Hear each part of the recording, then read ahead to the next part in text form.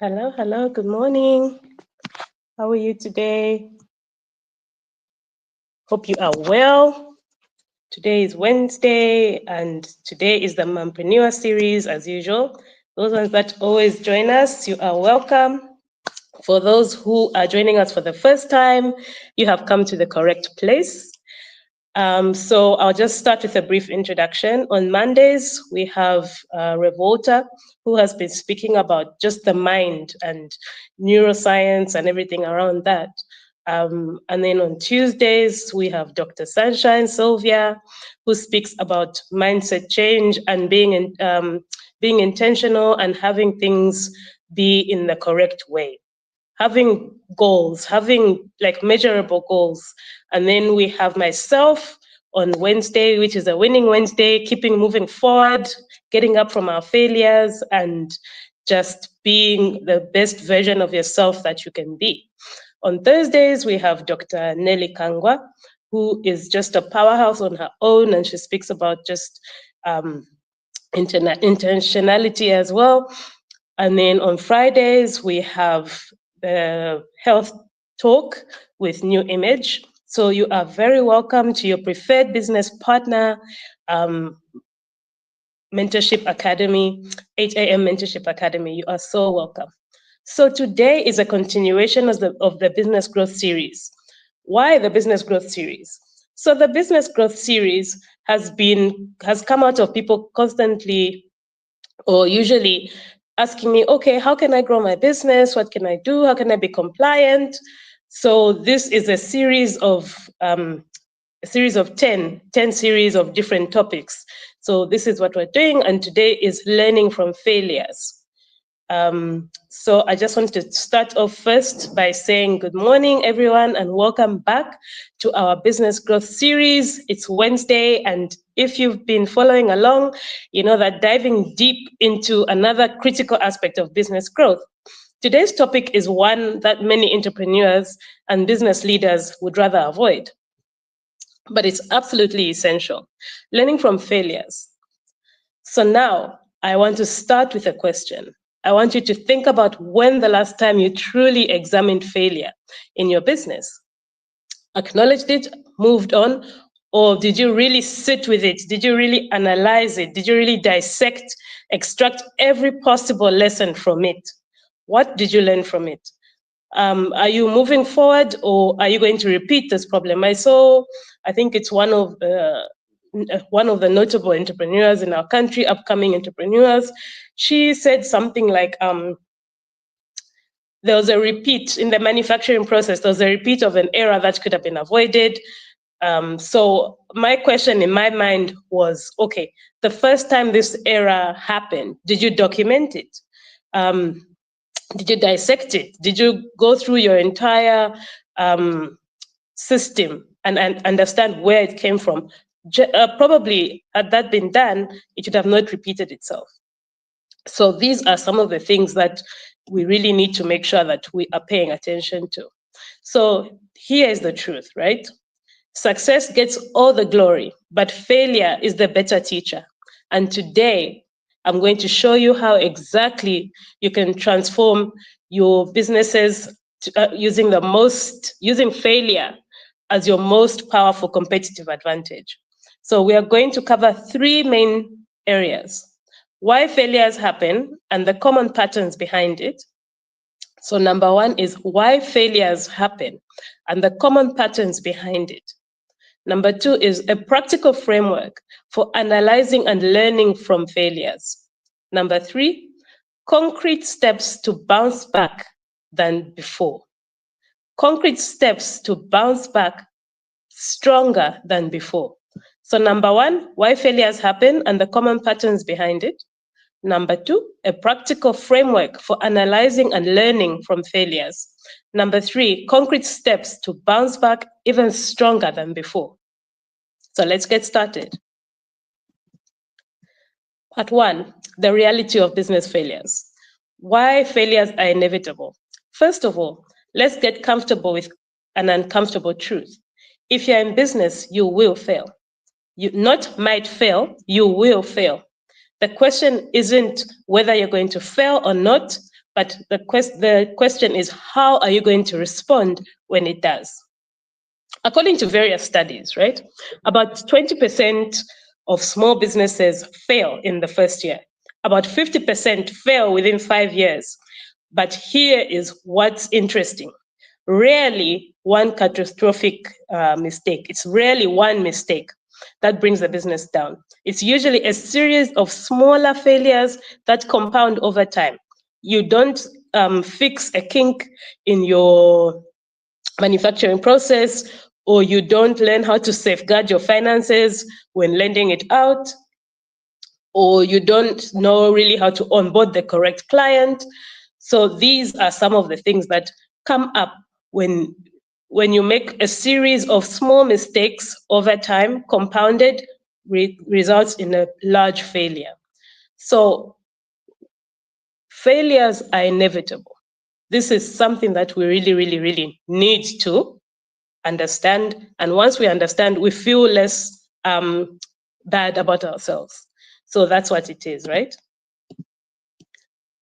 The 5 most common types of business failures. Let me walk you through the 5 most common types of business failures. Number 1, product market misfit.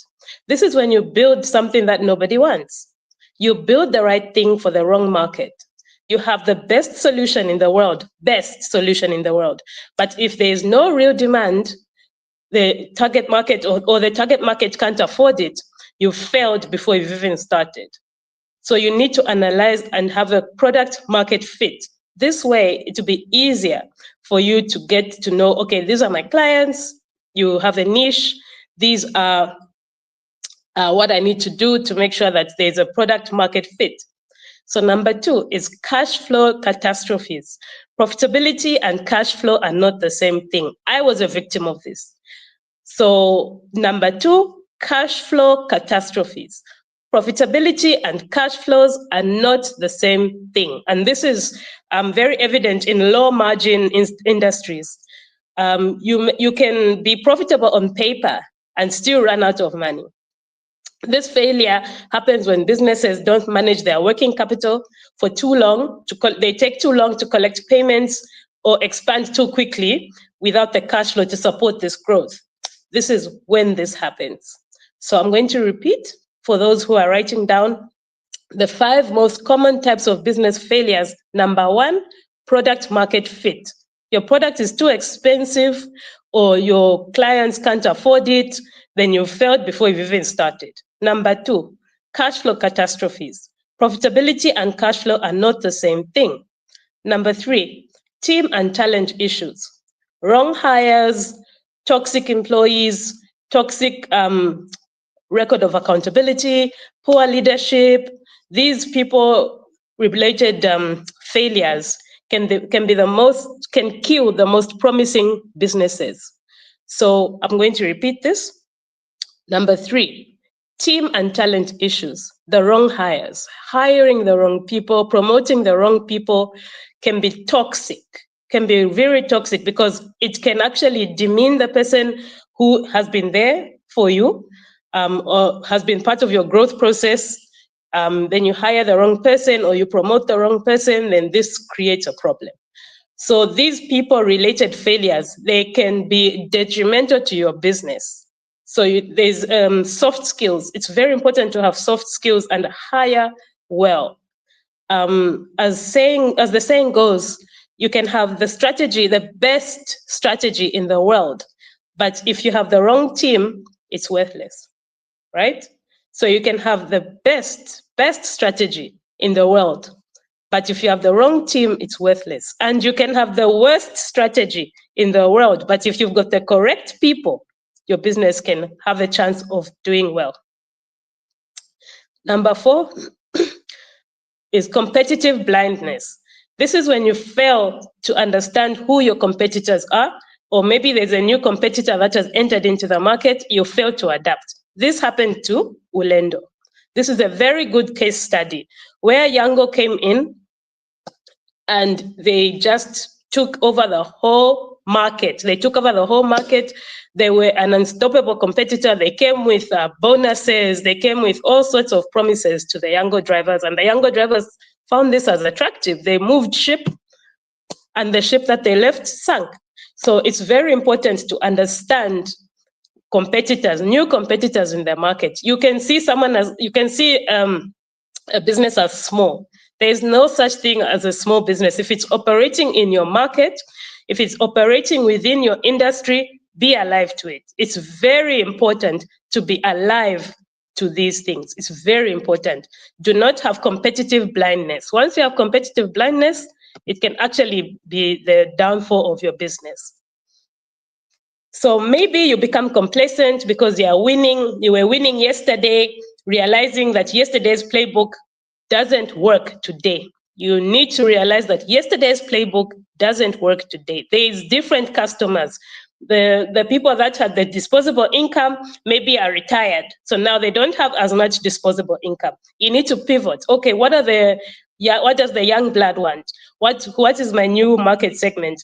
Are they looking to have new upcoming products? What is it that you really understand from your market? Are you adapting or you're not? This happened to Blockbuster and Netflix, where Blockbuster thought, oh no, we are winning, we are making so much money, we are a multinational firm. And they didn't see that there was actually an upcoming company called Netflix, which came through and took over the entire market. So this is very important to understand that competitive blindness can be a downfall to your business. So number five is execution breakdown. Great ideas with poor execution lead to nothing. This is perhaps the most frustrating type of failure because you have the answer to people's problems, but you just can't implement effectively. Poor project management, lack of systems, and clear responsibilities. These execution failures are completely preventable if you write down what your goals are. If you write down, okay, you have a proper execution breakdown. This is how I'm going to do it. This is how I'm going to grow. This is how I'm going to scale. Many people are afraid to start at the first step. But if you write down a roadmap to say, okay, so I'm going to start with doing this first step. So I'll give you an example of someone who sells maize at the side of the road. I think this is something which we can all relate to. So she decides, okay, I'm going to sell maize. And for us, we are seeing it as she's going to sell maize. Meanwhile, maybe she's generating income so that she can pay for a store that is going to be selling groceries. But she needs to start at step one. So step one, what is your step one? To sell maize, keep the profits until such a point when these profits amount to something substantial that can now allow you to have a store. From the store, then it can allow you to have employees. From employees, those employees, then they execute. If you have 2 employees, then you have 3 people that are pushing your business, right? You have 3 people pushing your business, and then from there, you can scale. So many people are afraid and they think, okay, the first step, I'll be looked at like, okay, I'm not doing much. But the first step is the most essential. It's the one where people that are willing to make a fool of themselves, people that are willing to start from the bottom, people that are willing to execute their goals are going to be the ones that are above those ones that want to wait for everything to be perfect for them to execute. There is never a perfect time, never a perfect time. So it's very important to make sure that you have execution breakdown. That's a number 5 failure is execution breakdown. Excuse me. So why we avoid learning from failure? Now, before we move forward, let's acknowledge that why learning from failures is difficult. The human ego doesn't like us being wrong, right? Oh no, I've been doing this for this long, or oh no, I'm good at this, or oh no, there's no one on the market that can do this better than me. Or, it's very important to understand that ego can come in the way of you, because The way we are wired to protect ourselves, to rationalize to the point, to point fingers elsewhere. But my Dr. Sunshine has always said, when you point a finger at someone, you have 3 more pointing at you, meaning that you are the reason why you're not progressing, right? So we are wired to protect ourselves, point fingers elsewhere. There's also the sunk costs. We've invested so much time, money, emotional energy, and the failure feels like we are going to lose everything, right? But that's not it. We are learning constantly. We are constantly learning from our mistakes. And the more mistakes you make, the closer you are to a success.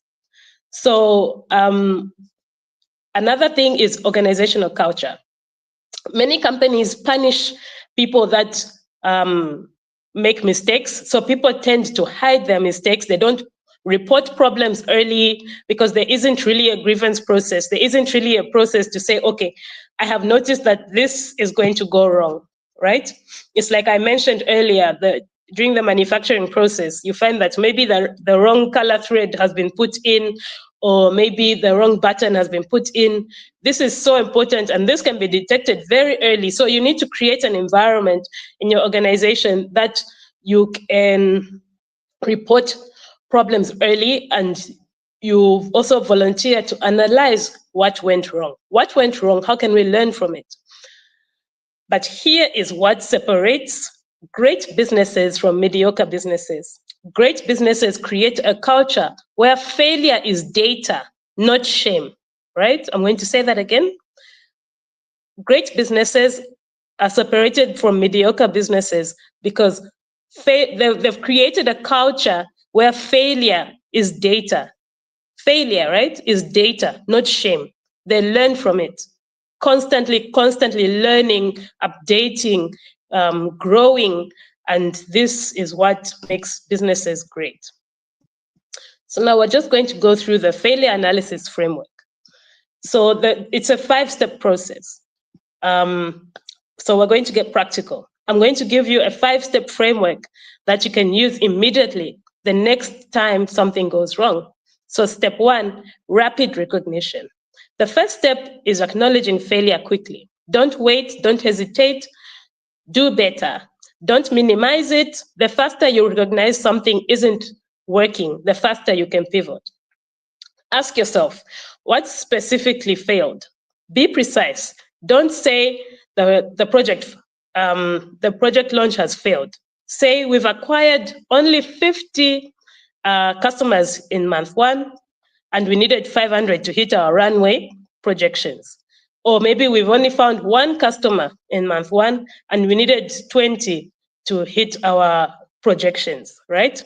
Document it immediately. Write down the facts while they're fresh. Your brain starts rewriting the narrative to protect your ego. So the faster you can write it down, the less likely your ego is to get into it, and then you can move from there. So rapid recognition, recognize very quickly. And then step 2 is root cause analysis. Root cause analysis. This is where most people stop too early. They identify the immediate and think they are done. But you need to dig deeper. Use the 5 whys technique. What are the 5 whys? What are the 5 whys, right? Why did we only get 1 customer? Why did we only get 50 customers? Because our conversion rate, instead of being 100%, was only 1%. So you need to understand and analyze, why did we get only 50 customers, right? Why was our conversion rate low? Because our messaging didn't hit the correct place, or we didn't send the message out to enough places. Why didn't our messaging resonate? Because we didn't validate it, and we didn't understand that customers come first. So number 3, why didn't our message resonate? We didn't validate it, right? And the customer always comes first, because the customer is the one that's going to purchase your product. So why didn't we validate our customers? Because we were in a rush. We were in a rush to produce a product that will fit the market. We were in a rush because we set deadlines based on internal wanting to launch when they are not ready, right? So this is what causes bad conversion rate. It creates, like, you understand, okay, this planning process, this is what happened. So then you start to look for patterns. You say, okay, this is not an isolated incident. Part of this trend is that we didn't speak to the customer. The customer didn't have a buy-in. They didn't feel that they were part of the process. So this is very, very important to understand and reduce the possibility of the bad conversion rate. Step 3, honest assessment. There's factors that are controllable and there's factors that are uncontrollable. Not everything is within your control. If a pandemic hits, look at COVID, right? It hit and there was now, or maybe there's a new regulation in the market. Okay, now all of a sudden, everybody needs to be on smart invoicing. Now this affects the way you used to do business. And then maybe your key supplier goes bankrupt. These are external factors. You've got no control over them. But there's a critical question. Even with external factors, what could you have controlled? You could have had maybe a second business that you're doing that you can fall back on, that can then cushion the blows for your first business. What is it that you're really doing? Maybe you couldn't control the pandemic. No one could control COVID. It just came and took. It just came and took, you know? But could you have had reserves? Could you have been putting maybe money in bonds? Could you have been putting diversified your revenue streams? Could you have built more flexibility around your business model? These are some of the things that we look at, right? The goal isn't to beat yourself up. It's to identify where you had gone wrong, where you didn't, because you can only improve things, but you don't completely stop. The fact that you ran your business successfully for so long means there was something you were doing right. You just didn't account for a certain risk that came and took, and you felt like a failure and couldn't continue. So step 4, extract the lessons. Now we get to the good stuff, right? We're getting to the meat, extracting the lessons. What are the specific actionable steps that you can use to prevent a failure next time, right? So there's 3 categories. Strategic lessons. What does this tell you about your market? You need to look at your model, your competitive position. Do you need to pivot? Do you need a different customer segment? Do you need to rethink your pricing? Do you need to get more, more advanced people, more people that are better at what you do? Do you need to get more mentors? What is it that you really need to do, right? Number 2 is operational lessons. What process failed? What systems do you need to put in place? What skills are missing from your team? What metrics are you going to be tracking that you are not tracking already? So it's so important to have strategic lessons, operational lessons, and now we go to the hardest lesson, is a personal lesson. As a leader, what do you need to do differently?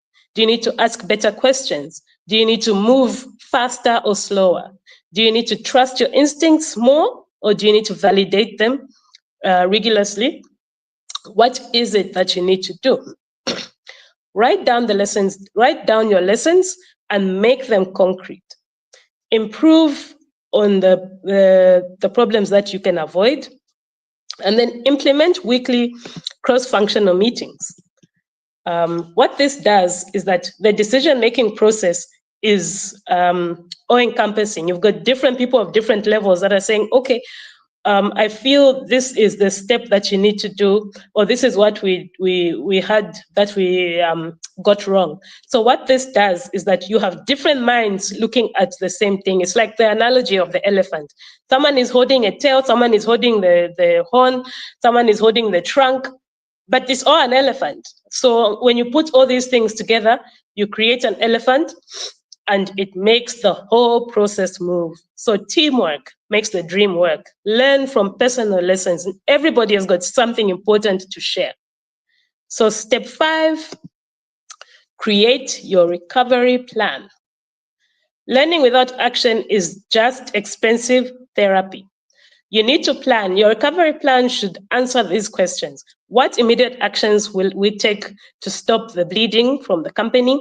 What medium terms can we implement that we can improve? What long-term transformations do we need to make? How will we measure success? Measuring success is so important. You need to identify what are your KPIs. What is it that are going to generate the most revenue for your business? So this is what you need to measure. And then what early warning indicators will we monitor to catch similar mistakes in future? So now we get to the comeback strategy, coming back from failure. Rebuild your momentum. Okay, you've analyzed the failure, you know what went wrong, you know how to plan. Now comes the hardest part, actually executing the comeback. You've got your own mind, you've got your depression that's at the back of your head to say, what if I fail again? What if I don't execute correctly this time? You need to manage your mindset. Failure is it's psychologically draining, and it erodes confidence. It creates the need to actively manage your mental state and morale. Reframe the narrative. You didn't just fail. You discovered a new way of doing something. What if the guy that invented the light bulb stopped at number 100? So Thomas Edison famously said that he didn't make a light bulb he didn't fail to make a light bulb 1,000 of times. He successfully found the 1,000 ways not to make a light bulb. Listen to that mindset shift. He found 1,000 ways to not make a light bulb. So celebrate the lessons. Literally, when you extract a valuable lesson from failure, acknowledge it, share it with your team, make learning from a positive cultural moment, not a shameful one. You know? There's actually venture capitalists who will never, ever invest in a business that has not failed before. Why? Because in failure, you learn things like distribution. You learn things like team management. You learn things like how to rebuild and how to keep going. So these are mindset issues that make you stand out from the crowd. So don't obsess over what you couldn't do. Channel your energy into a recovery plan and focus on what you did right. Rebuild trust. Depending on the failure, you may have lost trust with customers, investors, with your team, with your partners. Trust is rebuilt through consistent action over time. You need to acknowledge the failure openly and honestly, communicate clearly what you are doing differently now. Deliver on your commitments, especially the smaller ones. Show progress transparently. Be vulnerable. It's very important to be vulnerable. Be patient, and trust rebuilds slowly. Have a long-term vision. So your long-term vision will help you and also your partners and your clients and basically your stakeholders identify what it is that you need to do. You identify your low-hanging fruit. You identify a new way of doing things. The quick wins, they create positive energy and validate that your recovery is working. So number 4, double down on what works. In the aftermath of failure, there's a tendency to change everything. Don't change everything. Resist the urge to change everything. Pick out the things that you did well. Not everything failed. Some things worked. Some strengths got you some strengths got you to what you were doing correct. Don't throw out the good with the bad. Don't throw the baby out with the bathwater. Do an audit. What are we good at? What is working? What do we currently love? What gives us our competitive advantage? Protect and amplify those strengths that you need to do. So build resilience into your business. We spoke about resilience in our last lesson. And then with the real world examples of companies that learned from their failures. Think about Apple. Before iPod, before iPhone, they had a new product that completely failed. But they reinvented. Think about Airbnb. I always love talking about Airbnb. In the earlier days, they weren't in getting traction. They realized their photos were not so great. Some founders personally would take pictures and post. So this didn't work. So now what they did, the founders went, they got a photographer. They personally went, took photos of the homes that they were working with, and bookings doubled. So this is the importance of quality and willing to do things differently, and how to identify what has gone wrong and to make it good. Some people actually go and look at businesses that have started and have failed, and then they revive these businesses and just find a different way of doing it. So you have to learn, adapt, and persist. So I would like to thank you so much and remind everybody to say failure is inevitable, and you have to learn from your failures. You have to apply the framework and just learn how to do things in a way that you continue even after setbacks. You continue. Look at a baby walking. Babies don't start walking. They for today they crawl, today they take 2 steps, they fall, but they keep going and eventually they walk. So I'm just going to encourage everybody to continue, keep moving forward and continue winning. And this is all for today's Business Growth Series. I look forward to next week, where we're going to dive into how to develop a recovery plan. Thank you so much. Have a blessed day. Fantastic, fantastic, fantastic. Oh, I've learned so much. Well done. We give you kudos. Thank you, thank you, thank you. Well done. Thanks.